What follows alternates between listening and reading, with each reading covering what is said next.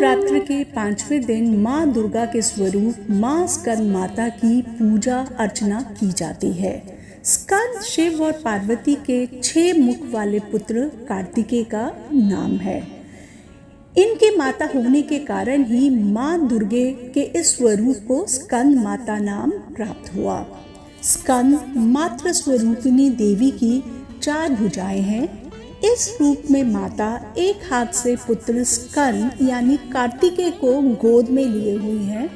माता की 2 भुजाओं में कमल के पुष्प सुशोभित हैं और एक भुजा ऊपर उठी हुई है, जिससे माँ भक्तों को आशीर्वाद प्रदान करती हैं। इनका वाहन भी सिंह है। पौराणिक कथा अनुसार ताड़कासुर नाम का एक राक्षस था। उसके अत्याचारों से सभी देवतागण त्रस्त हो गए थे। देवताओं को हराने के लिए उसने घोर तपस्या की और ब्रह्मा जी से वरदान पाया कि उसे केवल देवी पार्वती और भगवान शिव का पुत्र ही मार सकता है। इसके अलावा कोई और उसका वध नहीं कर सकता। परंतु समस्या ये थी कि उस समय भगवान शिव गहन समाधि में लीन थे। उनकी समाधि भंग करने का कार्य कामदेव को सौंपा गया। देवताओं के कहने पर कामदेव ने भगवान शिव की समाधि भंग तो कर दी, लेकिन शिव जी के क्रोध का सामना करना पड़ा और अपना शरीर गंवाना पड़ा। क्रोध शांत होने पर सभी देवतागण मिलकर शिव जी के पास गए।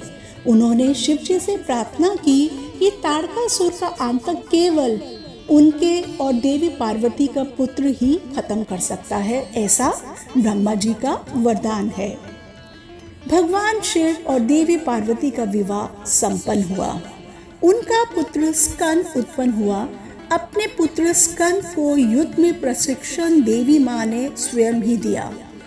अपनी माता से युद्ध प्रशिक्षण पाने के बाद कार्तिकेय ने ताड़कासुर का अंत किया और देवताओं को असुरों के भय से मुक्त किया। मान्यता है कि स्कंद माता की कथा पढ़ने या सुनने वाले भक्तों को माँ संतान सुख और सुख प्राप्ति करने का वरदान देती है। स्कंद माता की उपासना से बाल रूप स्कंद भगवान की उपासना स्वयं ही हो जाती है। माता स्कंद की उपासना से उपासक की समस्त इच्छाएं पूर्ण हो जाती है। जय स्कंद माता।